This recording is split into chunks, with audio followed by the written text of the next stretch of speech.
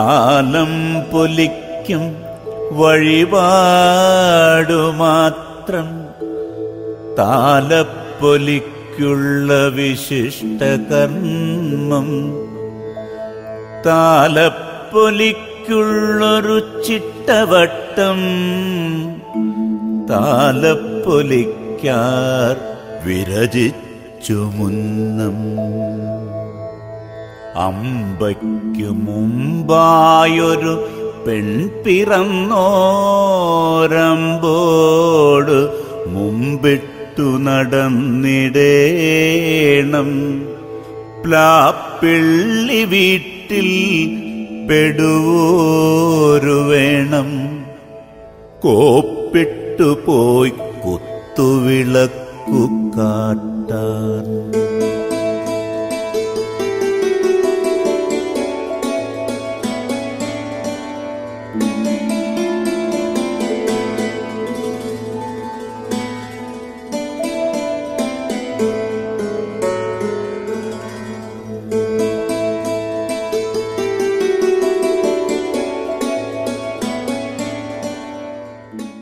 ചരിത്രപ്രസിദ്ധമായ കൊടുങ്ങല്ലൂരിൽ കിഴക്കേവല്ലത്ത് നാരായണമേനോന്റെയും തയ്യപ്പറമ്പിൽ പാറുക്കുട്ടിയമ്മയുടെയും മകനായി 1934 ജനുവരി 14 മഹാകവി തയ്യപ്പറമ്പിൽ ഗോപാലൻകുട്ടി മേനോൻ ജനിച്ചു. ചേരമാംപെരുമാളിന്റെ ഭരണകാലം മുതൽ ആ രാജാധികാരത്തിന്റെ രക്ഷാകർതൃത്വത്തിൽ കഴിഞ്ഞിരുന്ന പ്രസിദ്ധമായ നായർ കുടുംബങ്ങളായിരുന്നു കാത്തോളിൽ, വെള്ളാപ്പിള്ളി, കിളിക്കോട്ട്, തയ്യപ്പിള്ളി എന്നീ തറവാട്ടുകാർ. തയ്യപ്പിള്ളി എന്ന വീട്ടുപേര് രൂപാന്തരം പ്രാപിച്ചാണ് പിന്നീട് തയ്യപ്പറമ്പുണ്ടാകുന്നത്. തയ്യപ്പറമ്പിൽ പാറുക്കുട്ടിയമ്മയുടെ അച്ഛൻ, കഥാപുരുഷന്റെ മുത്തച്ഛൻ, കൊടുങ്ങല്ലൂർ ഗുരുകുലത്തിന്റെ യശസ്സിന് മകുടം ചാർത്തിയിരുന്ന പ്രശസ്ത കവി കാത്തുള്ളിൽ അച്യുതമേനോനായിരുന്നു. മലയാളത്തിലെ ഓരോ കവികളെയും ഓരോ പുഷ്പങ്ങളോട് ഉപമിച്ചുകൊണ്ട് അദ്ദേഹം എഴുതിയ കവിപുഷ്പമാല എന്ന കൃതി മലയാള കവിതാ ചരിത്രത്തിൽ ഇടം പിടിച്ചിട്ടുള്ള ഒന്നാണ്. 2 ഭാഗങ്ങളുള്ള ജൈമിനി അശ്വമേധം എന്ന ബൃഹത് കാവ്യം ഉൾപ്പെടെ ഒട്ടേറെ കൃതികൾ ഭാഷയ്ക്ക് സമ്മാനിച്ച കവി കൂടിയാണ് ഗോപാലൻകുട്ടി മേനോന്റെ മുത്തച്ഛനായ കാത്തുള്ളിൽ അച്യുതമേനോൻ. കാത്തുള്ളിൽ അച്യുതമേനോന്റെ വീട്ടിൽ നിലനിന്നിരുന്ന കാവ്യാത്മകമായ അന്തരീക്ഷവും ചെറുപ്പത്തിലെ കവികളുമായി ഇടപഴകാനുണ്ടായ അവസരവും ഗോപാലൻകുട്ടി മേനോനിൽ കാവ്യാഭിരുചി വളർത്തുന്നതിന് സഹായകമായി. ആ അന്തരീക്ഷത്തിൽ മുഴങ്ങിക്കേട്ട കാവ്യകേളികളുടെ മധുരോദ്ധാരമായ ശബ്ദവും താളവും തയ്യപ്പറമ്പിലിൻ്റെ ആത്മതാളമായി മാറിയിട്ടുണ്ടായിരുന്നു. പ്രശസ്ത കവിയും പണ്ഡിതനുമായിരുന്ന കൂനേഴത്ത് പരമേശ്വരമേനോനായിരുന്നു തയ്യപ്പറമ്പിൽ ഗോപാലൻകുട്ടി മേനോന്റെ ആദ്യ ഗുരു. അദ്ദേഹം കൊടുങ്ങല്ലൂർ കളരിയിലെ പ്രതിഭാധനനായ കവിയായിരുന്നു. മാത്രമല്ല അച്ചമ്പങ്ങളുടെ ഭർത്താവും കൂടിയായിരുന്നു. കുഞ്ഞിക്കുട്ടൻ തമ്പുരാൻ മഹാഭാരതം വിവർത്തനം ചെയ്തപ്പോൾ തർജ്ജമ കേട്ട് എഴുതിയിരുന്നവരിൽ ഒരാൾ കൂനേഴത്ത് പരമേശ്വരമേനോനായിരുന്നു. കൂനേഴന്റെ ശിഷ്യത്വം ബാല്യത്തിൽ തന്നെ ലഭിക്കാനിടയായത് തയ്യപ്പറമ്പിൽ ഗോപാലൻകുട്ടി മേനോനെ സംബന്ധിച്ചിടത്തോളം വളരെ വലിയൊരു അനുഗ്രഹമായിരുന്നു. സംസ്കൃത ഭാഷയുടെയും സാഹിത്യത്തിൻ്റെയും അടിസ്ഥാന തത്വങ്ങൾ ഗുരുകുല സമ്പ്രദായത്തിലുള്ള ആ പഠനകാലയളവിൽ അദ്ദേഹത്തിന് ആവോളം ഹൃദിസ്ഥമാക്കാൻ കഴിഞ്ഞു. അക്കാലത്ത് ലഭിച്ച ശിക്ഷണം ഒരു ക്ലാസിക്കൽ കാവ്യ പാരമ്പര്യത്തിൻ്റെ ജൈവികതയെ രക്തത്തിൽ സന്നിവേശിപ്പിക്കാൻ പര്യാപ്തവുമായിരുന്നു. ബാല്യകാലം മുതൽ അക്ഷരശ്ലോക മത്സരങ്ങളിൽ പങ്കെടുത്തതുകൊണ്ട് ലഭിച്ച പദസമ്പത്തും താളബോധവും പിൽക്കാലത്തെ കാവ്യജീവിതത്തിൽ ഒരു കരുതൽ ധനമായി. തുടർന്ന് കൊടുങ്ങല്ലൂർ ബോയ്സ് ഹൈസ്കൂളിൽ ചേർന്ന് പഠിച്ച് 10ാം ക്ലാസ് പരീക്ഷ പാസ്സായി. സ്കൂളിൽ നിന്നും പ്രസിദ്ധീകരിച്ചിരുന്നൊരു കയ്യെഴുത്ത് മാസികയിൽ വിലാപം എന്ന പേരിൽ ഒരു കവിത പ്രസിദ്ധീകരിച്ചുകൊണ്ടാണ് തന്നിൽ ഒരു കവിയുണ്ടെന്ന് തയ്യപ്പറമ്പൻ പ്രഖ്യാപിച്ചത്. അധ്യാപകനായിരുന്ന പള്ളുരുത്തിക്കാരൻ രാമകൃഷ്ണൻ മാഷുടെ പ്രേരണയും പ്രചോദനവുമാണ് അദ്ദേഹത്തിലെ കവിയെ തൊട്ടുണർത്തിയത്. 8ാം ക്ലാസ്സിലെ ഇംഗ്ലീഷ് പാഠപുസ്തകത്തിൽ പഠിക്കാനുണ്ടായിരുന്ന ലാമൻ്റ് എന്ന കവിതയുടെ ആശയമാണ് ആദ്യ കവിതയ്ക്ക് വിഷയമാക്കിയത്.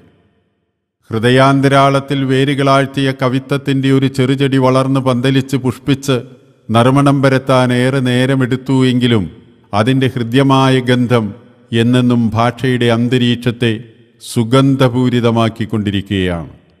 ജീവിതത്തിലെ വ്യത്യസ്ത സന്ദർഭങ്ങളെ അടിസ്ഥാനമാക്കി ശ്ലോകങ്ങളും മുക്തകങ്ങളും എഴുതിക്കൊണ്ട് കവിതയുടെ കളരിയിൽ താനുമുണ്ടെന്ന് അദ്ദേഹം സുഹൃത്തുക്കളെ ഓർമ്മിപ്പിച്ചുകൊണ്ടിരുന്നു. പൈതൃകമായി കിട്ടിയ കഴിവും നിരന്തരമായ പരിശ്രമത്തിലൂടെ നേടിയെടുത്ത അറിവും സമഞ്ജസമായി തയ്യപ്പറമ്പിൽ ഗോപാലൻകുട്ടി മേനോനിൽ സമ്മേളിച്ചപ്പോൾ സർഗാത്മകത അതിൻ്റെ ശോഭയോടെ പ്രതിഫലിക്കാൻ തുടങ്ങി. ആദ്യഘട്ടത്തിൽ താൻ എഴുതുന്ന കവിതകൾ പ്രസിദ്ധീകരണത്തിന് അയക്കാതെ സുഹൃത്ത് സദസ്സുകളിൽ ചൊല്ലിക്കേൾപ്പിച്ച് ആത്മസംതൃപ്തി അടയുകയായിരുന്നു അദ്ദേഹം ചെയ്തത്. കൊടുങ്ങല്ലൂർ ബോയ്സ് ഹൈസ്കൂളിൽ നിന്നും 10ാം ക്ലാസ് പാസ്സായ ഗോപാലൻകുട്ടി മേനോൻ പാലക്കാട് ചിറ്റൂരിൽ ഗവൺമെൻറ് UPS അമ്പാട്ടുപാളയത്തിൽ താൽക്കാലിക അധ്യാപകനായി ജോലിയിൽ പ്രവേശിച്ചു. 1 വർഷം മാത്രമേ അവിടെ ജോലി ചെയ്തുള്ളൂ. താമസിയാതെ സ്ഥിരം അധ്യാപകനായി കുന്നംകുളം സ്കൂൾ എന്നറിയപ്പെടുന്ന മേത്തല ഗവൺമെൻറ് സ്കൂളിൽ നിയമനം ലഭിക്കുകയും ചെയ്തു. തുടർന്ന് Kodungallur boys LPS, girls LPS, town LPS, Karumathra government LPS എന്നിവിടങ്ങളിലും ജോലി ചെയ്തു. 37 വർഷത്തെ അധ്യാപക ജീവിതത്തിന് തിരശ്ശീലയിട്ടുകൊണ്ട് പുല്ലൂറ്റ് ഗവൺമെൻറ് LPSൻ്റെ പടിയിറങ്ങുമ്പോൾ തയ്യപ്പറമ്പിൽ ഗോപാലൻകുട്ടി മേനോൻ അവിടുത്തെ ഹെഡ് മാസ്റ്ററായിരുന്നു. ഗോപാലൻകുട്ടി മേനോൻ്റെ ഔദ്യോഗിക ജീവിതം തികച്ചും ആഹ്ലാദകരമായിരുന്നു. അധ്യാപനകലയെ കവിതകൾ കൊണ്ടും കഥകൾ കൊണ്ടും അദ്ദേഹം സർഗാത്മകമാക്കി. അറിവിൻ്റെ കാന്തി കൊണ്ട് പ്രഭാമയമാക്കി. തൻ്റെ ശിക്ഷഗണങ്ങളുടെ ലോകബോധത്തെയും ജീവിതത്തിൻ്റെ കാഴ്ചപ്പാടുകളെയും കൃത്യമായി രൂപീകരിക്കുന്നതിലും അദ്ദേഹം ബദ്ധശ്രദ്ധനായിരുന്നു. ശിക്ഷഗണങ്ങളെ നല്ല മനുഷ്യരാക്കുക എന്നതായിരുന്നു അദ്ദേഹത്തിൻ്റെ അധ്യാപനകലയെ മുന്നോട്ടു നയിച്ച മൂല്യവിചാരം. അധ്യാപക ജീവിതകാലത്ത് സർവീസിൽ നിന്ന് വിരമിക്കുന്ന സുഹൃത്തുക്കൾക്ക് മംഗളശ്ലോകമെഴുതി സമർപ്പിക്കുക തയ്യപ്പറമ്പിൽ ഗോപാലൻകുട്ടി മേനോൻ്റെ ഒരു പതിവായിരുന്നു. തയ്യപ്പറമ്പിൽ ഗോപാലൻകുട്ടി മേനോൻ എൻ്റെ സുഹൃത്താണ്. അക്ഷരശ്ലോക കലയെ സംബന്ധിച്ചിടത്തോളം എനിക്ക് ഗുരുസ്ഥാനീയനുമാണ്, ജ്യേഷ്ഠനുമാണ്.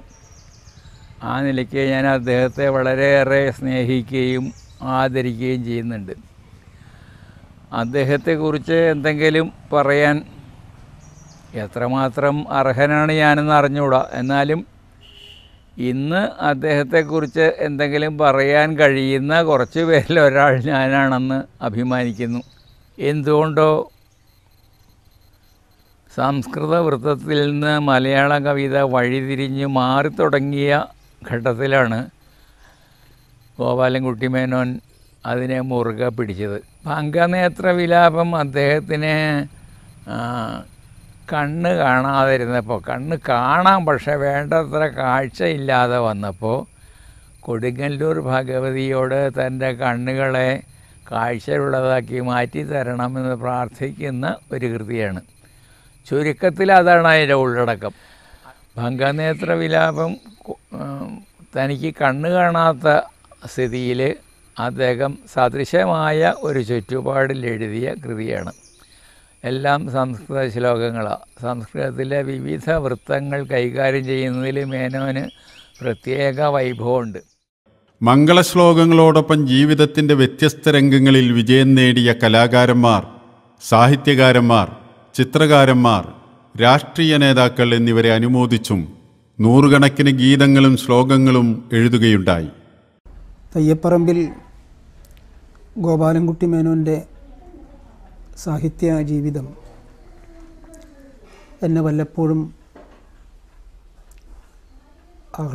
ആഹ്ലാദിപ്പിച്ചിട്ടുള്ള ഒന്നാണ്. കൊടുങ്ങല്ലൂർ പാരമ്പര്യത്തിൻ്റെ ഒരു തുടർച്ച ഞാൻ അദ്ദേഹത്തിൻ്റെ കവിതകളിൽ കാണുന്നു. നമുക്കറിയാവുന്നതുപോലെ തന്നെ മലയാള കാവ്യ പാരമ്പര്യത്തെക്കുറിച്ച് പറയുമ്പോൾ കൊടുങ്ങല്ലൂരിനെ ഒഴിവാക്കാനാവില്ല.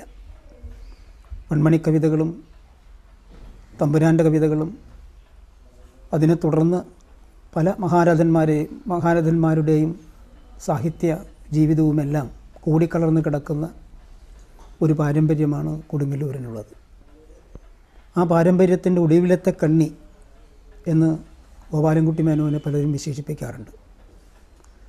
അതെന്തുകൊണ്ട് എന്നൊരു ചോദ്യം വളരെ പ്രസക്തമാണ്. അക്ഷരശ്ലോകത്തിലൂടെ ആരംഭിച്ച്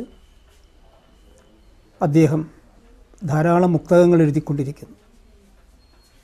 ധാരാളം ശ്ലോകങ്ങൾ ഈ നവീന കാലഘട്ടത്തിലും അദ്ദേഹം എഴുതുന്നു. പക്ഷേ എനിക്ക് തോന്നുന്നത് അദ്ദേഹത്തിൻ്റെ കവിതകളൊരു വളർച്ച, ആ വളർച്ചയെ ഞാൻ മുക്തകങ്ങളിൽ നിന്ന് മഹാകാവ്യത്തിലേക്കുള്ള വളർച്ച എന്ന് വിശേഷിപ്പിക്കാനാണ് ആഗ്രഹിക്കുന്നത്.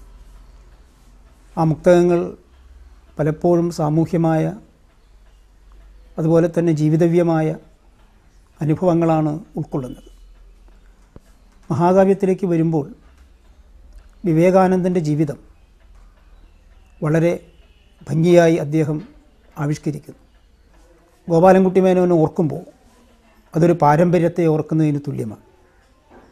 നമ്മുടെ ഒരു സംസ്കൃതിയെ വീണ്ടെടുക്കുന്നതിന് തുല്യമാണ്. അതുകൊണ്ട് അദ്ദേഹത്തിൻ്റെ കവിതകളിലൂടെയുള്ള ഒരു സഞ്ചാരം, അദ്ദേഹത്തിൻ്റെ ജീവിതത്തിലൂടെയുള്ള ഒരു സഞ്ചാരം എന്നത് പാരമ്പര്യത്തെ വീണ്ടെടുക്കുകയോ പാരമ്പര്യത്തെ പുനഃപ്രതിഷ്ഠിക്കുകയോ ചെയ്യുന്നതിന് വേണ്ടിയിട്ടുള്ള ഒരു അന്വേഷണത്തിൻ്റെ ഭാഗം കൂടിയാണ് എന്ന് ഞാൻ വിചാരിക്കുന്നു. ഏതു വിഷയത്തിലും നിമിഷങ്ങൾ കൊണ്ട് കവിത ചമക്കാനുള്ള സിദ്ധിവിശേഷത്താൽ അനുഗ്രഹീതനായ അദ്ദേഹം നിമിഷകവി എന്നറിയപ്പെടാൻ അധികകാലം വേണ്ടിവന്നില്ല.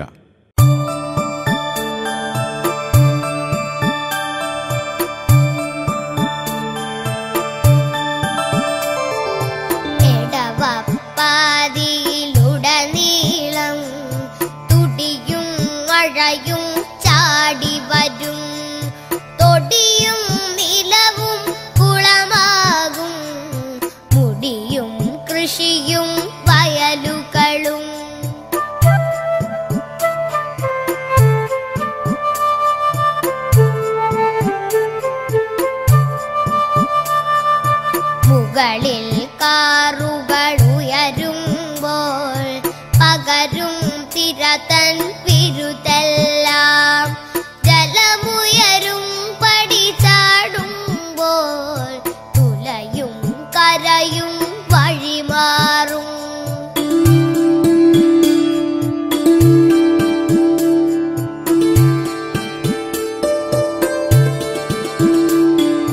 പതയും നുരയും കഴിയുമ്പോൾ പതറും പൊതുജനമത്യന്തം. കരയും കടലും കലഹിച്ചാൽ കരയും കരയിൽ കഴിവോരും.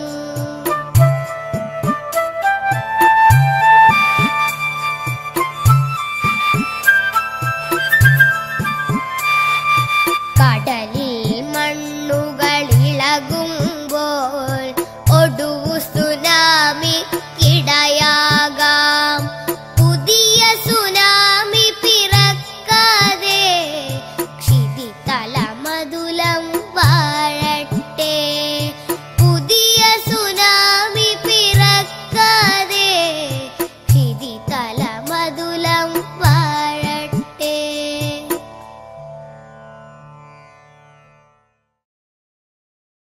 ഈ കഴിവിനെ അംഗീകരിച്ചും ആദരിച്ചും കൊണ്ട് നിമിഷകവിപ്പട്ടം നൽകി ഏഷ്യാനെറ്റ് ചാനൽ ആദരിച്ചത് അദ്ദേഹത്തിൻ്റെ കാവ്യജീവിതത്തിലെ ആഹ്ലാദകരമായ ഒരു മുഹൂർത്തമായിരുന്നു.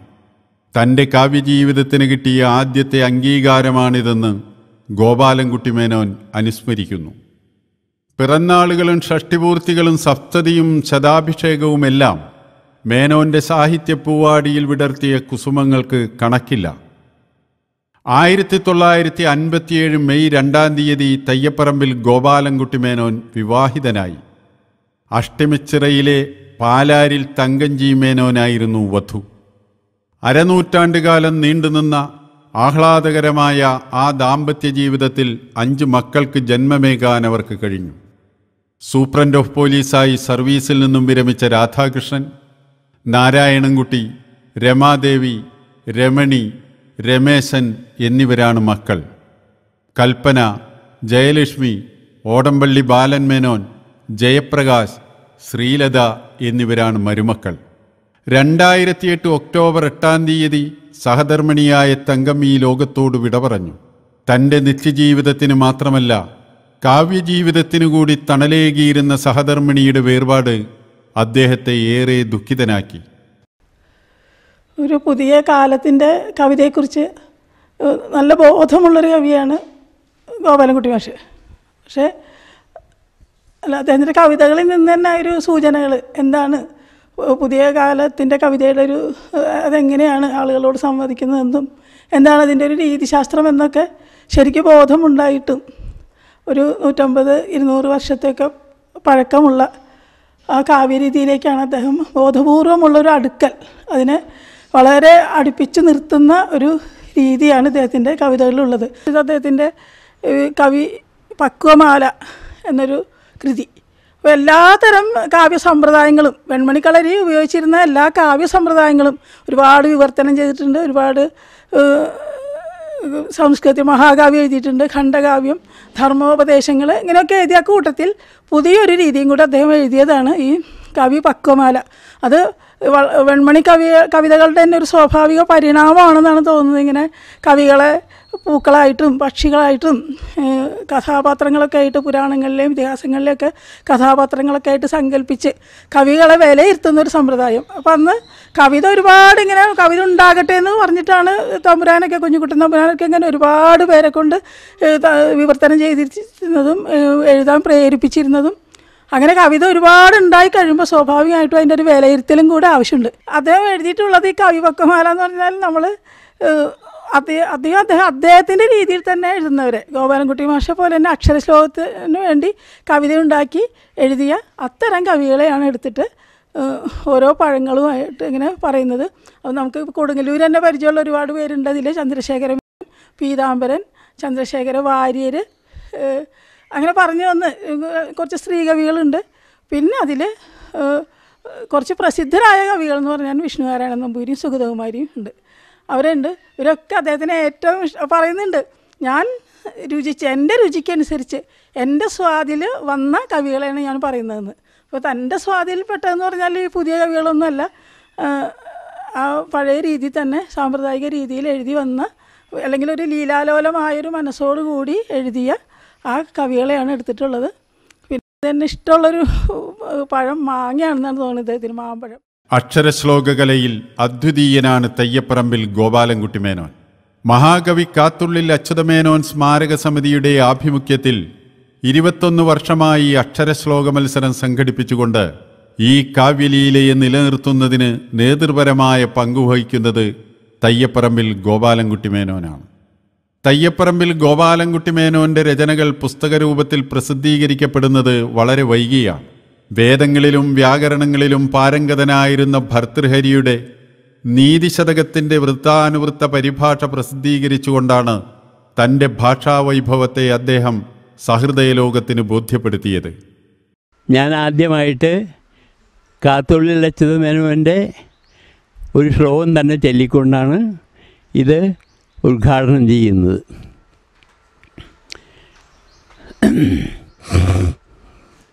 അന്നേരത്തുടൻ അന്ധകാര ചെകുരം ചിക്കിയിട്ട് ഖദ്യോതമം മിന്നും പൊന്മണിയും ധരിച്ച കുമുദാസ്യത്താൽ ചിരിച്ചങ്ങനെ കുന്തശ്രീ രതനങ്ങൾ കാട്ടിയഴകോടിൻ വീവരാപങ്കവും സാന്ദ്രാമോദമിളക്കി വന്നു നിശയം രാമാഭിരാമാനന.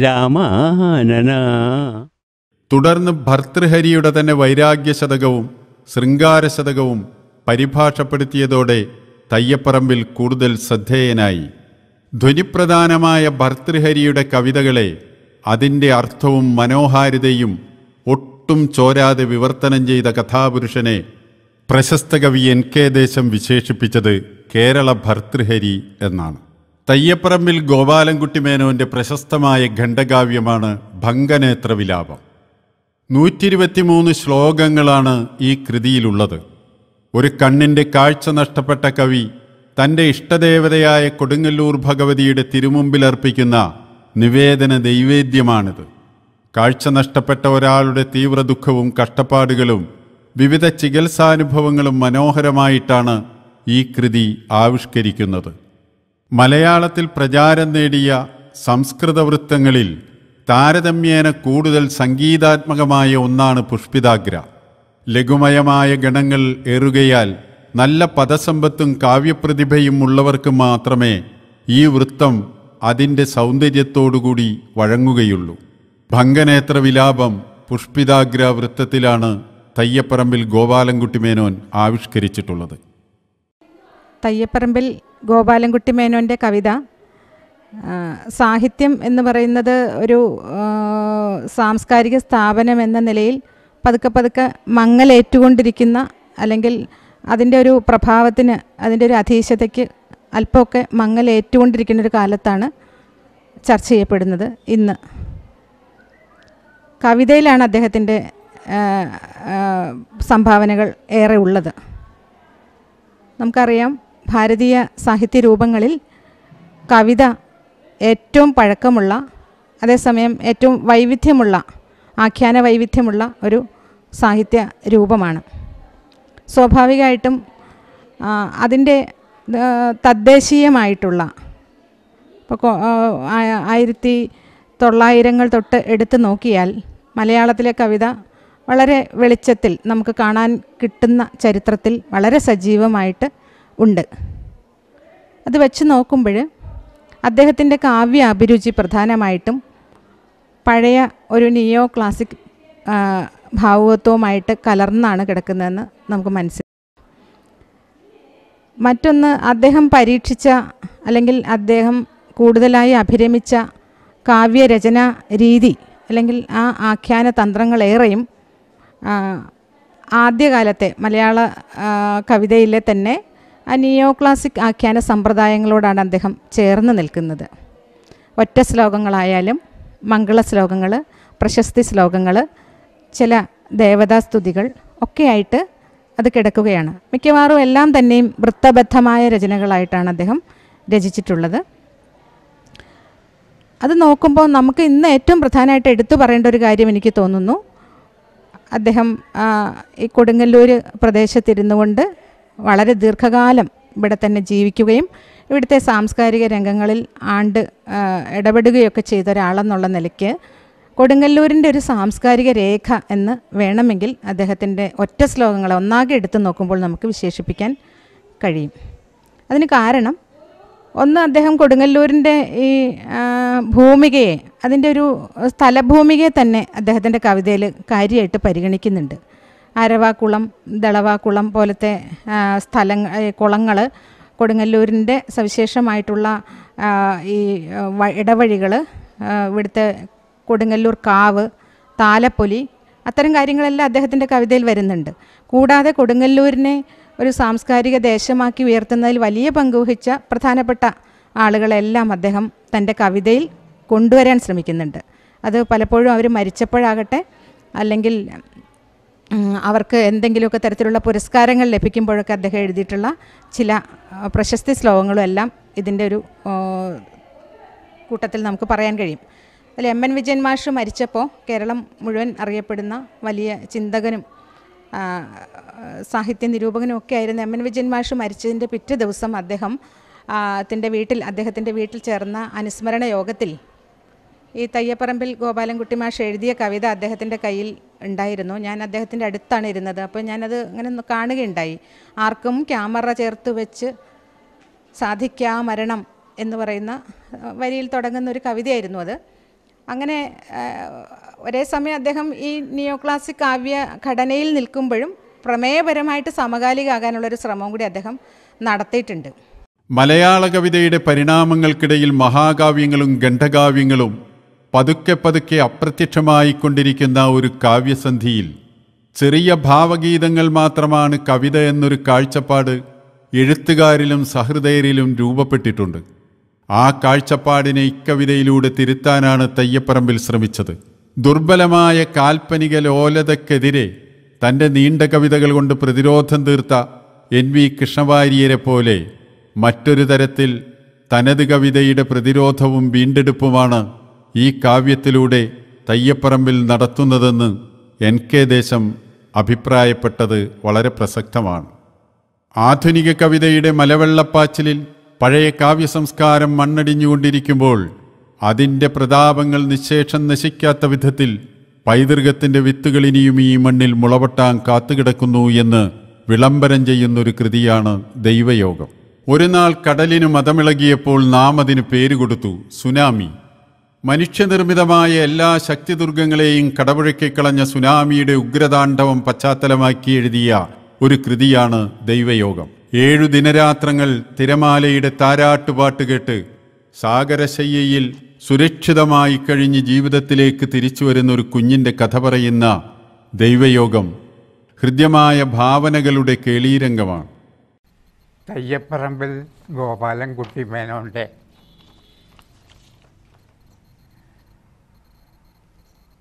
ഒരു പുസ്തകത്തിനെ കുറിച്ചാണ് ഞങ്ങൾ ഒന്നിച്ചുകൂടി നിന്ന് പറയുന്നത്. അദ്ദേഹം കൊടുങ്ങല്ലൂക്കാരനാണെന്ന് മിക്കവാറും എല്ലാവർക്കും അറിയാം. അതോടൊപ്പം ഒരു കാര്യം കൂടി മിക്കവാറും ആൾക്കാർക്ക് അറിയും എന്നെനിക്ക് തോന്നുന്നു. ഒന്ന്, ഒരു പ്രധാന കാര്യം, അദ്ദേഹം കവിത എഴുതുന്ന ആളാണെന്നുള്ളതാണ്. കവിത എന്ന് പറഞ്ഞാലോ ഇന്നത്തെ കവിതയല്ല, കുറച്ചു കാലം മുമ്പ് ഉണ്ടായിരുന്ന ഒരു കവിതയുണ്ട്. ആ കവിതയാണ് ഗോപാലൻകുട്ടി മേനോൻ എഴുതാറുള്ളത്. അത് സാധാരണ നിലയ്ക്ക് പറഞ്ഞാൽ കുറച്ച് പഴയ കവിത എന്ന് പറഞ്ഞാലേ മുഴുവനാവുള്ളൂ. ഈ പഴയ കവിത ഗോപാലൻകുട്ടി മേനോനെ പോലെയുള്ള വളരെ ചുരുക്കം ആൾക്കാരെ ഇന്ന് എഴുതുന്നുള്ളൂ. അത് അതിനേക്കാൾ ഭംഗിയായിട്ട് ഇന്ന് ഗോപാലൻകുട്ടി മേനോനെ പറയാൻ സാധിക്കുന്നു, എഴുതാൻ സാധിക്കുന്നു, ആൾക്കാരെ കൊണ്ട് അത് ആസ്വദിപ്പിക്കാനും സാധിക്കുന്നു എന്നുള്ളതാണ് അതിൻ്റെ പ്രത്യേകത. തയ്യപ്പറമ്പിൽ ഗോപാലൻകുട്ടി മേനോൻ്റെ മാസ്റ്റർ പീസ് എന്ന് പറയാവുന്നത് വിവേകാനന്ദ വിജയം എന്ന മഹാകാവ്യമാണ്. ഇന്ത്യയിലെ മഹാനായ ദാർശനികനും ആത്മീയാചാര്യനുമായ സ്വാമി വിവേകാനന്ദൻ ഇന്ത്യൻ ആത്മീയതയുടെ ലോക പ്രതിനിധാനമായിട്ടാണ് പരിഗണിക്കപ്പെടുന്നത്. അത്തരമൊരു ആത്മീയ വ്യക്തിത്വത്തിൻ്റെ സർവതല സ്പർശിയായ ജീവിതാവിഷ്കാരമാണ് വിവേകാനന്ദ വിജയം മഹാകാവ്യം. 12 സർഗങ്ങളിലായിട്ടാണ് ഈ മഹാകാവ്യം പൂർത്തിയാക്കിയിട്ടുള്ളത്. ഓരോ സർഗത്തിൻ്റെയും അവസാനം വൃത്തം മാറുന്നുണ്ട്. പാദങ്ങളിൽ 8 അക്ഷരമുള്ള അനുഷ്ടുപ്പ് മുതൽ 21 അക്ഷരമുള്ള ശ്രഗ്ധര വരെയുണ്ട്. മാലിനിയും വസന്തതിലകവും മഞ്ജുഭാഷിണിയുമെല്ലാം ഈ മഹാകാവ്യത്തിൻ്റെ താളവും മീണവും നിർണയിക്കുന്നുണ്ട്. വിയോഗിനിയും പുഷ്പിതാഗ്രയും ഇന്ദ്രവജ്രയും വിവേകാനന്ദ വിജയത്തെ സംഗീതാത്മകമാക്കുകയും ചെയ്യുന്നു. വിവേകാനന്ദൻ്റെ ജീവിതം ആദ്യമായിട്ടാണ് മലയാളത്തിൽ മഹാകാവ്യത്തിന് വിഷയമാകുന്നത്. കവിതകളുടെ വൈവിധ്യമാർന്ന കൈവഴികളിലൂടെ ഒഴുകിയൊഴുകി മലയാള കവിത ബഹുസ്വരമായൊരു ശക്തി ആർജിച്ചു കൊണ്ടിരിക്കുമ്പോൾ കവിതയുടെ ബൃഹദ്രൂപമായ മഹാകാവ്യവുമായി താനിവിടെ ഉണ്ടെന്ന് തയ്യപ്പറമ്പിൽ നമ്മെ ഓർമ്മിപ്പിച്ചുകൊണ്ടിരിക്കുന്നു. ഒരു ചന്ദനക്കാട്, ആ കാട് വെട്ടിക്കഴിഞ്ഞാലും അതിൻ്റെ ചന്ദനത്തിൻ്റെ സൗരഭ്യം നിർത്തണ മാതിരി സാക്ഷാൽ കുഞ്ഞുകുട്ടൻ തമ്പുരാൻ നമ്മളെയൊക്കെ വിട്ടുപോയി എന്നുണ്ടെങ്കിലും ആ ചന്ദനത്തിൻ്റെ സൗരഭ്യം സൂക്ഷിച്ചു വയ്ക്കുന്ന അപൂർവം ചില വ്യക്തികളിൽ ഒരാളായിട്ടാണ് ഞാൻ ഗോപാലൻകുട്ടി മേനോനെ കാണുന്നത്. ഒരു അധ്യാപകനായി ജീവിതം കഴിച്ച കാരണം അദ്ദേഹത്തിന് എപ്പോഴും ഒരു സ്ഥിരോത്സാഹമാണ്.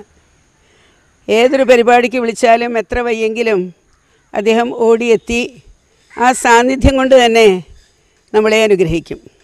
പിന്നെ പോരെങ്കിൽ ഏതൊരു പരിപാടിയിലായാലും ഉടനെ തന്നെ അതിനെ പറ്റിയിട്ടൊരു നിമിഷ കാവ്യം ഉണ്ടാക്കും. എന്നെപ്പറ്റി തന്നെ പല പ്രാവശ്യവും അദ്ദേഹം പല കവിതകളുണ്ടാക്കി എന്നെ ഏൽപ്പിച്ചിട്ടുണ്ട്. അതിൻ്റെ ഇടയിലാണ് അദ്ദേഹം വിവേകാനന്ദ സ്വാമികളോടുള്ള അദ്ദേഹത്തിൻ്റെ ഒരു പ്രത്യേക ആദരവ് എടുത്ത് കാണിക്കാനായിട്ട് ഒരു മഹാകാവ്യ രചനയിൽ ഏർപ്പെട്ടത്. സംസ്കൃതത്തിൽ വിവേകാനന്ദ സ്വാമിയെ പറ്റിയിട്ട് രചനകളൊക്കെ ഉണ്ടെന്നുണ്ടെങ്കിലും മലയാളത്തിലെ ജീവിതം മുഴുവനും വിവേകാനന്ദ സ്വാമികളുടെ സമാഹരിച്ചുകൊണ്ടുള്ള ഒരു കാവ്യം നമ്മുടെ ഗോപാലൻകുട്ടി മേനോനാണ് ഉണ്ടാക്കിയിരിക്കുന്നത്. മലയാള കാവ്യചരിത്രത്തിൽ കാത്തുള്ളിൽ അച്യുതമേനോൻ്റെ കവിപുഷ്പമാലയ്ക്ക് വളരെ പ്രസക്തിയുണ്ട്. കേരളത്തിലെ പ്രശസ്തരായ കവികളെയെല്ലാം ഓരോരോ പുഷ്പത്തോട് ഉപമിച്ചുകൊണ്ടുള്ള കാവ്യം ഏറെ പുതുമയുള്ള ഒന്നായിരുന്നു. ഇതേ മാതൃകയിൽ കുഞ്ഞിക്കുട്ടൻ തമ്പുരാൻ കവിഭാരതം എന്നൊരു കൃതി രചിച്ച് വിവാദമായതും സാഹിത്യചരിത്രം അടയാളപ്പെടുത്തിയിട്ടുണ്ട്. വളരെ പ്രസക്തരായ കുറേ കവികളെയെങ്കിലും മഹാഭാരതത്തിലെ അപ്രധാന കഥാപാത്രങ്ങളോടാണ് തമ്പുരാൻ ഉപമിച്ചതെന്നും ചിലരെ ഒഴിവാക്കിയെന്നും ആക്ഷേപിച്ചുകൊണ്ട് മൂലൂർ പത്മനാഭ പണിക്കർ കവിരാമായണമെന്നൊരു കൃതി രചിച്ച് പകരം വീട്ടിയ കഥ ഏറെ പ്രസിദ്ധമാണ്. ഇത്തരം കാവ്യമാതൃകകളുടെ ഒരു പിന്തുടർച്ചയാണ് കവിപക്കമാല. മലയാളത്തിലെ പ്രശസ്തരായ കവികളെ വിവിധ ഫലങ്ങളോടാണ് തയ്യപ്പറമ്പിൽ ഗോപാലൻകുട്ടി മേനോൻ ഈ കവിതയിൽ സാദൃശ്യപ്പെടുത്തുന്നത്. അക്കിത്തത്തെ കദളിപ്പഴത്തോട്, എസ് രമേശൻ നായരെ മാതളത്തോട്, NK ദേശത്തെ പ്രിയൂർമാങ്ങയോട്, ഡോക്ടർ M ലീലാവതിയെ ചോന്ന ചിങ്കമ്പഴത്തോട്, ഈ വിധം ഉപമകൾക്കാധാരമായ അവരുടെ കാവ്യഗുണങ്ങളെ വർണ്ണിച്ച ശേഷമാണ് ഇങ്ങനെ മനോഹരമായ ഉപമാനങ്ങളിലൂടെ കവികളെ അടയാളപ്പെടുത്തിയിട്ടുള്ളത്. മലയാളത്തിൻ്റെ,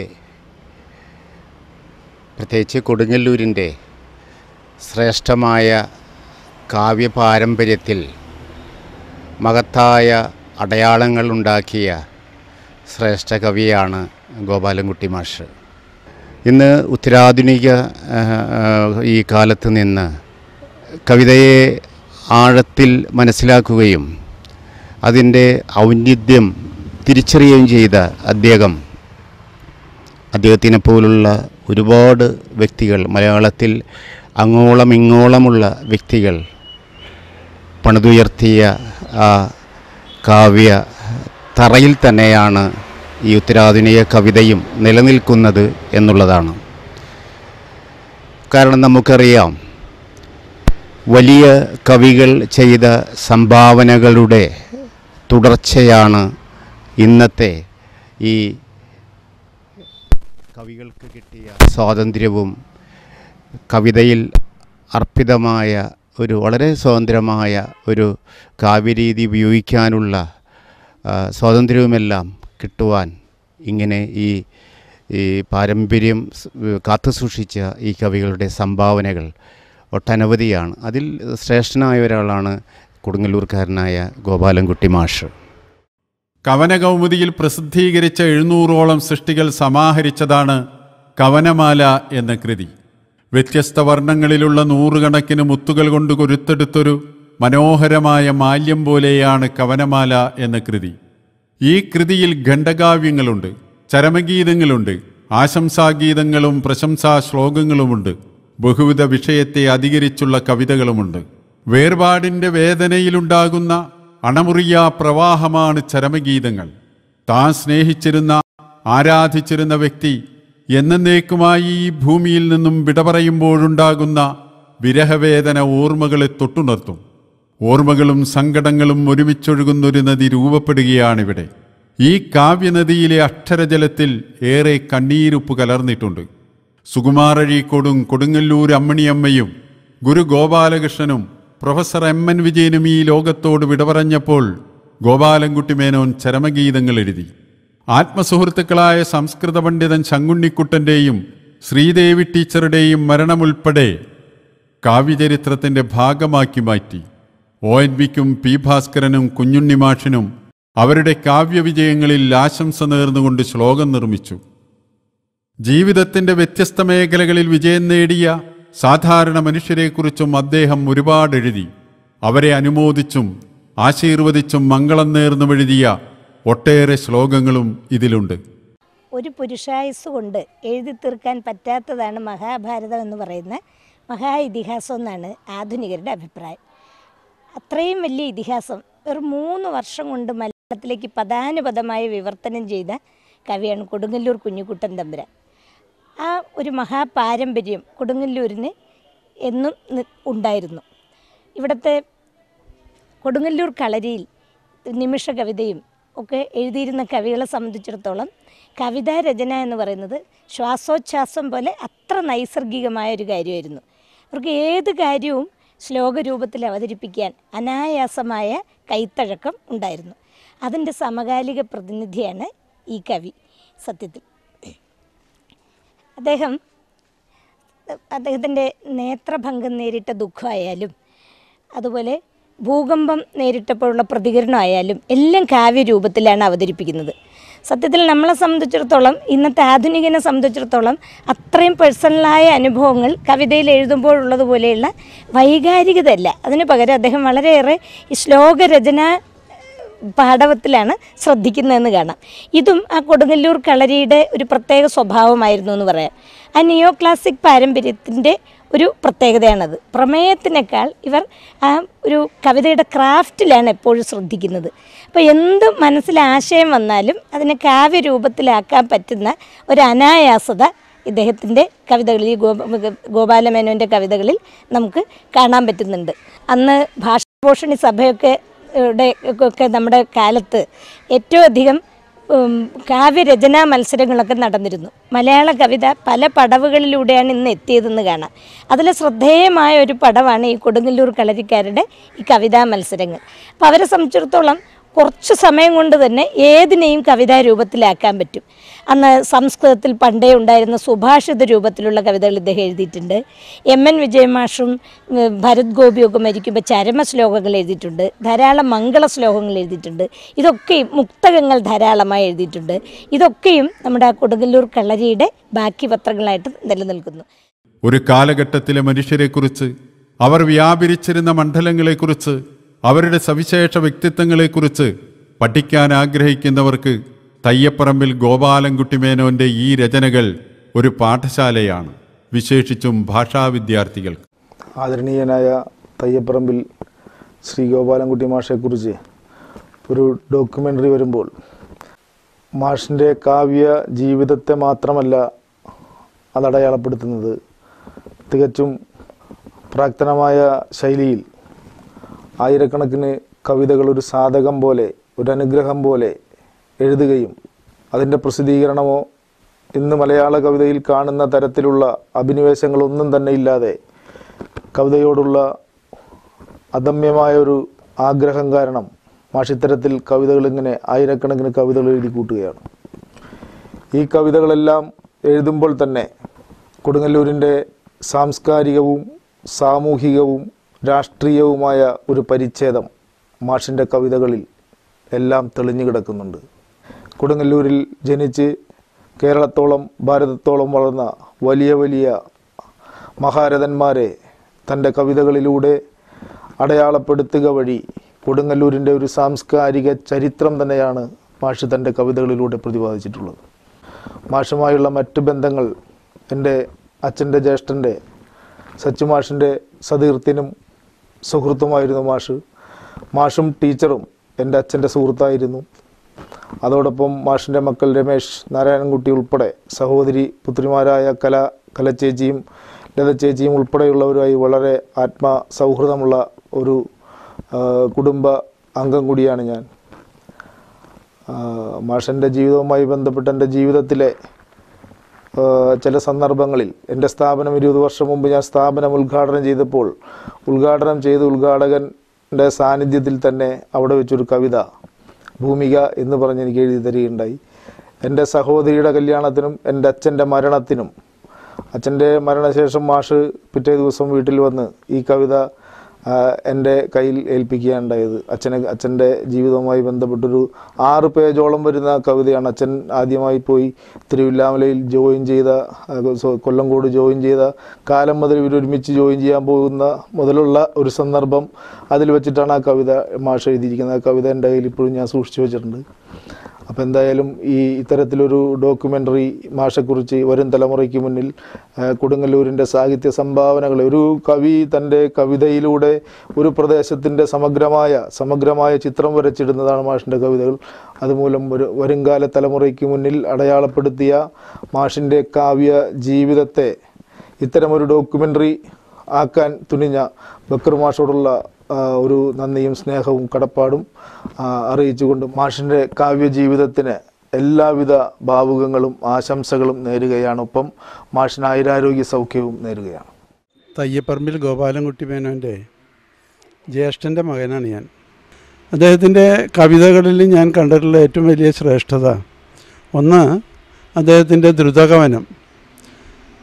ഒരു യോഗത്തിൽ അദ്ദേഹം പങ്കെടുക്കുന്ന സമയത്ത് ആ യോഗത്തിൽ സംബന്ധിക്കുന്ന എല്ലാ ആൾക്കാരുടെയും പേര് വരെ ഉൾക്കൊള്ളിച്ചുകൊണ്ട് ആ യോഗം കഴിയുന്നതിന് മുമ്പ് അദ്ദേഹം ഒരു കവിത എഴുതിയിട്ടുണ്ടാവും, ഒരു ശ്ലോകം രചിച്ചിട്ടുണ്ടാവും. സംസ്കൃത വൃത്തത്തിൽ ഇന്ന് കവിതകൾ എഴുതാനും വൃത്തഭംഗം കൂടാതെ എഴുതാനും സാധിക്കുന്ന അപൂർവം കവികളിൽ ഒരാളാണ് അദ്ദേഹം. മഹാകാവ്യം ഇന്ന് ജീവിച്ചിരിക്കുന്ന ആർക്കെങ്കിലും സാധിക്കുമെന്ന് തന്നെ എനിക്കറിയില്ല. ഈ മഹാകാവ്യം ഒരു സാഹിത്യത്തിലെ പ്രസ്ഥാനമാണ്. ആ പ്രസ്ഥാനത്തിൽ അതിന് ചില നിഷ്കർഷ നിയമമുണ്ട്. നഗര അർണവ ശൈലർത്തു എന്നൊക്കെ പറഞ്ഞ് വർണ്ണനപ്രധാനമായിട്ടുള്ളതാണ്, വളരെ ബൃഹത്തായതാണ്. അതെല്ലാം തികഞ്ഞുകൊണ്ടുള്ളൊരു മഹാകാവ്യമാണ് അദ്ദേഹത്തിൻ്റെ വിവേകാനന്ദ വിജയം എന്നുള്ളത്. ഒരു ചരിത്രകാവ്യമാണ്, അതൊരു മഹാകാവ്യമാണ്. അതിൽ വസ്തുനിഷ്ഠമായിട്ട് തന്നെ ആ വിവേകാനന്ദ സ്വാമിജിയുടെ ജീവചരിത്രവും അതുപോലെ തന്നെ അദ്ദേഹത്തിൻ്റെ സന്ദേശങ്ങൾ ഉൾക്കൊള്ളിച്ചിട്ടുണ്ട്. ആ മഹാകാവ്യത്തിൻ്റെ ആ പുരാതനമായിട്ടുള്ള ശൈലി അതൊന്നും ഒട്ടും വ്യതിചലിക്കാതെയാണ് എഴുതിയേക്കണേ. ദ്രുതഗമനത്തിലേക്ക് വരുമ്പോൾ എനിക്ക് ആദ്യമായിട്ടുണ്ടായ ഒരു അനുഭവം, ഏതാണ്ട് ഒരു 32 വർഷം മുമ്പ് ഞാൻ പാലക്കാട് ജില്ലയിലെ ഒരു സ്ഥലത്ത് ജോലി ചെയ്യുമ്പോൾ അവിടെ ഒരു അക്ഷരശ്ലോക സദസ്സ് ഉണ്ടായിരുന്നു. ആ അക്ഷരശ്ലോക സദസ്സ് ഞങ്ങൾ ആഴ്ചയിലിരുന്ന് ചെല്ലും. അപ്പോൾ അതിൽ ഒരു ഇടയ്ക്ക് ഇദ്ദേഹം വരാറുണ്ട്. അന്നൊക്കെ അദ്ദേഹം 2 വീലറായാലും കാറായാലും ഒക്കെ വളരെ വളരെ വേഗത്തിൽ ചെറുപ്പക്കാരെ ഓടിക്കണ പോലെ ഓടിച്ചാൽ വരിക, ബൈക്കിലൊക്കെയാണ് വരിക അവിടെ.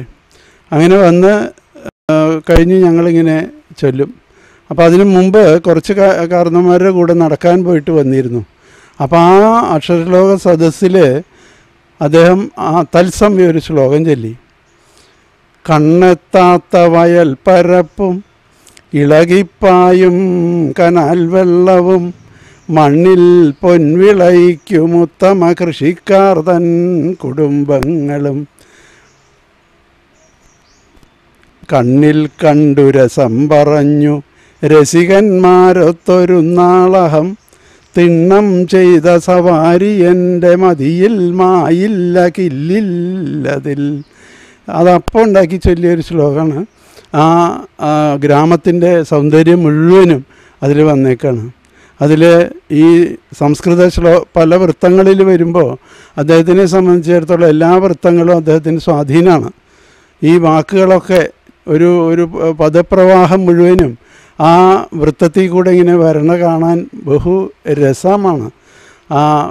അത് വളരെ ഒരു സഹൃദയനെ സംബന്ധിച്ചിടത്തോളം ഒരു ഹൃദ്യമായൊരു സദ്യയാണ് അദ്ദേഹത്തിൻ്റെ മുക്തകങ്ങൾ ആയാലും കാവ്യങ്ങളായാലും വായിച്ചു പോകാൻ വേണ്ടിയിട്ട്.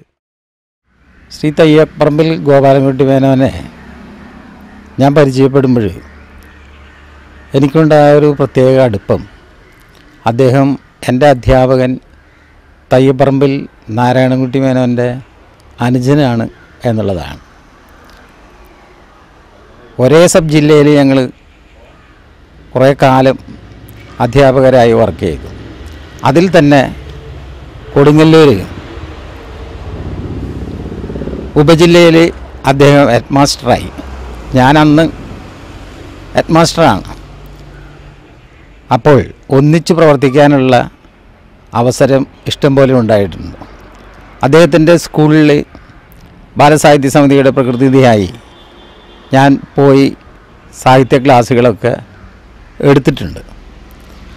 അതിനേക്കാൾ പ്രത്യേകമായ ഒരു കാര്യം, ഓരോ വർഷവും പ്രധാന അധ്യാപകർ റിട്ടയർ ചെയ്യുമ്പോൾ റിട്ടയർ ചെയ്യുന്ന ഓരോ അധ്യാപകനെക്കുറിച്ചും അദ്ദേഹം കവിതകൾ എഴുതി സമർപ്പിക്കും. അത് എല്ലാവർക്കും കൊടുക്കുകയും ചെയ്യും. അങ്ങനെ അവസാനം അദ്ദേഹത്തിൻ്റെ റിട്ടയർമെൻറ്റ് വന്നപ്പോൾ ആരെങ്കിലും കവിത എഴുതുന്നുണ്ടോ എന്ന് മറ്റ് പ്രധാന അധ്യാപകർ ചോദിച്ചു. പക്ഷേ എഴുതാൻ കഴിഞ്ഞില്ല എന്നുള്ളതാണ് വാസ്തവം. അദ്ദേഹത്തിൻ്റെ പ്രയത്നം സഫലീകൃതമായി എന്ന് ഇത്രയും കാലത്തെ ജീവിതത്തിൽ നിന്ന് നമുക്ക് മനസ്സിലാക്കാം. 84-ൻ്റെ നിറവിൽ ശതാഭിഷേകനായ അവസരത്തിൽ ഞങ്ങളെപ്പോലെയുള്ള ഒട്ടേറെ കവികളെ വിളിച്ച് സ്വന്തം കവിതകൾ അവതരിപ്പിക്കുന്നതിന് അവസരമൊരുക്കി. ആ സമയത്ത് അങ്ങനെ സ്വന്തം കവിതകൾ ചൊല്ലിയ ആളുകളെ പൊന്നാട അണിയിക്കുകയും അദ്ദേഹത്തിൻ്റെ പുസ്തകം സമ്മാനമായി കൊടുക്കുകയും ചെയ്തു. ഇതിനു മുമ്പ് ഇങ്ങനെ ഒരു പരിപാടി കേട്ടിട്ടില്ല. കൊടുങ്ങല്ലൂർ കാവ്യ സംസ്കൃതിയുടെ അക്ഷയ സ്രോതസ്സാണ് ഇന്നും മഹാകവി തയ്യപ്പറമ്പിൽ ഗോപാലൻകുട്ടി മേനോൻ. കേരള ഭർതൃഹരി എന്നാണ് ഒരു പൊതുസമ്മേളനത്തിൽ വച്ച് മേനോനെ NK ദേശം വിശേഷിപ്പിച്ചത്. ഭർതൃഹരിയുടെ വൈരാഗ്യ ശതകം, ശൃംഗാര ശതകം തുടങ്ങിയ ശതകങ്ങൾ മേനോൻ പച്ച മലയാളത്തിലേക്ക് വിവർത്തനം ചെയ്തിട്ടുണ്ട്. കൂടാതെ 1001 സംസ്കൃത സുഭാഷിതങ്ങളും അദ്ദേഹം ഭാഷാന്തരീകരിച്ചു. അതുകൂടാതെ അദ്ദേഹത്തിൻ്റെ കാവ്യസംഭാവനകൾ നിരവധിയാണ്. അദ്ദേഹത്തിൻ്റെ പ്രാധാന്യം കാണുന്നത് വിവർത്തന സാഹിത്യത്തിലാണ്. സംസ്കൃതത്തിലും മലയാളത്തിലും പണ്ഡിതനായ ഇദ്ദേഹം ഇവിടെ ഇന്ന് കാവ്യരംഗത്തും സാഹിത്യരംഗത്തുമുള്ള ചെറുതും വലുതുമായ എല്ലാ സർഗാത്മക പ്രതിഭകൾക്കും താങ്ങും തണലുമാണ്. ഗോപാലൻകുട്ടി മാഷെക്കുറിച്ച് പറയുമ്പോൾ കാവ്യ നിയമങ്ങളെല്ലാം പാലിച്ചുകൊണ്ട് കവിതാരചന അതുപോലെ തന്നെ അക്ഷരശ്ലോകരചന എല്ലാം നിർവഹിക്കുന്ന ഒരു വ്യക്തിയാണ് അദ്ദേഹം. അദ്ദേഹത്തിൽ ഞാൻ ശ്രദ്ധിച്ചിട്ടുള്ള ഒരു പ്രത്യേകത, കൊടുങ്ങല്ലൂർ കുഞ്ഞിക്കുട്ടൻ തമ്പുരാന് കൈമുതലായിരുന്ന ആ ദ്രുത കവന പാടവം, അത് കൊടുങ്ങല്ലൂരിൻ്റെ ഒരു പാരമ്പര്യം കൈമോശം വന്നു പോകാതെ വളരെ ഭംഗിയായി കാത്തു സൂക്ഷിക്കുന്ന ഒരു കാവ്യ വ്യക്തിത്വമാണ് ശ്രീ ഗോപാലൻകുട്ടി മാസ്റ്ററുടേത്.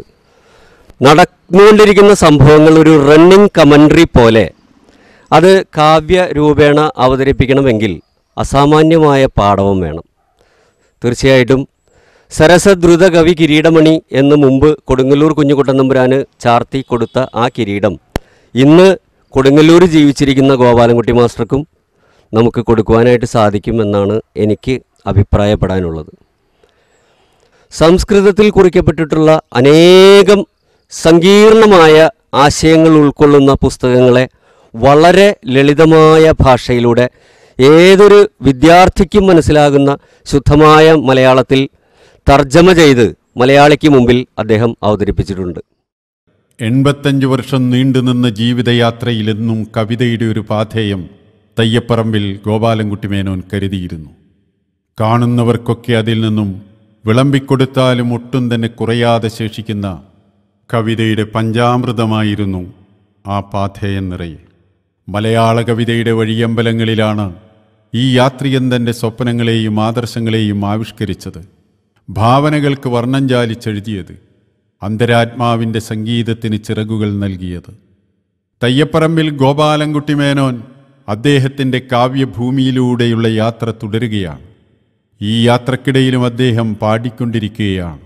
തൻ്റെ ജന്മം മുഴുവൻ കവിതക്കായി നീക്കിവെക്കാൻ കഴിഞ്ഞതിൻ്റെ തികഞ്ഞ ആത്മസംതൃപ്തിയോടെ പാടിക്കൊണ്ടിരിക്കുകയാണ്.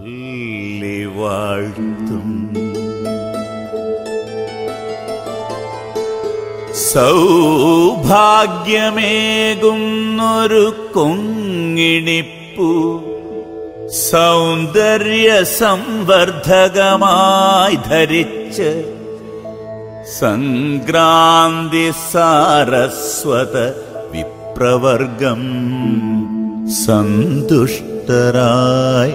മുമ്പ് വരും യഥേഷ്ടം.